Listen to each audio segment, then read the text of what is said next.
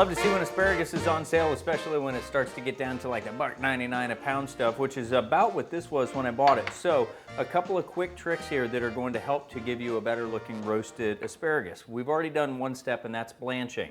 Boiling salted water into an ice bath. That's all that blanching is. But just look at the difference here between the fresh asparagus and now the blanched asparagus. The color is a bit more vibrant. It's still not completely limp. It's what they would call fresh crisp or fresh tender. It still has that little bit of a snap to it. And another little trick that'll help you get some more life out of your asparagus, if you're not going to cook it that night, I cut the bottom off like you would roses or any other flour, and then I put it in a cup with just a little bit of water. That goes back into the cup along with the water and then into the refrigerator, and that'll last a good 3-4 days.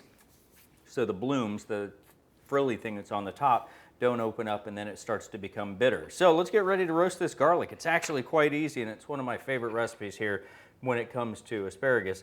And that is first just a little bit of olive oil. And here, because we're going to put this under not a broiler type of heat, we can use extra virgin olive oil. So that was about, we'll say a couple of teaspoons. A little bit of fresh ground pepper over the top, a little bit of your favorite salt, and then the easy part, we're going to just layer some tomatoes. This happens to be some Roma tomatoes, and we'll put one more. And then I've got just a little bit of breadcrumbs. This happens to be whole wheat, and we're going to sprinkle those over the top of the tomato. And this is going to give us a little bit of color and a little bit of texture with the crunch. And we don't have to go crazy. We're not trying to bread it. We're just putting that little bit of texture on top of the tomatoes. And then, right before you bake it, just a little bit of cheese. Again, for color and just for the way it looks. This happens to be a Gouda cheese that we just put on top. And there you go. You got yourself a little single dish ready to go. If you have a couple of these,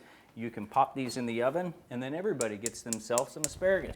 There's the whistle letting us know that it is ready. So what did we do with this stuff here? Let me shut my timer off so it quits beeping at me. For about 20 minutes in a 350-degree oven. So just to recap here, blanched asparagus, salt and pepper, olive oil, tomatoes, the breadcrumbs, I used the whole wheat, and then just a little bit of Gouda cheese or whatever kind of cheese you like. And here's the best part about this. The asparagus, ooh, although it's hot, it's still nice and bright green, so it's appealing to the eye.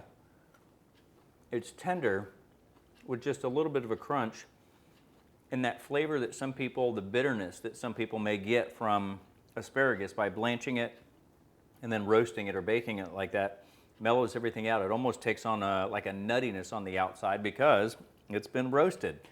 So I think that if you take the time to blanch your asparagus, not only will the color be beautiful, but you'll also get rid of some of that bitter flavor. Roast it or bake it along with some of the breadcrumbs. Cheese never hurts, and these tomatoes.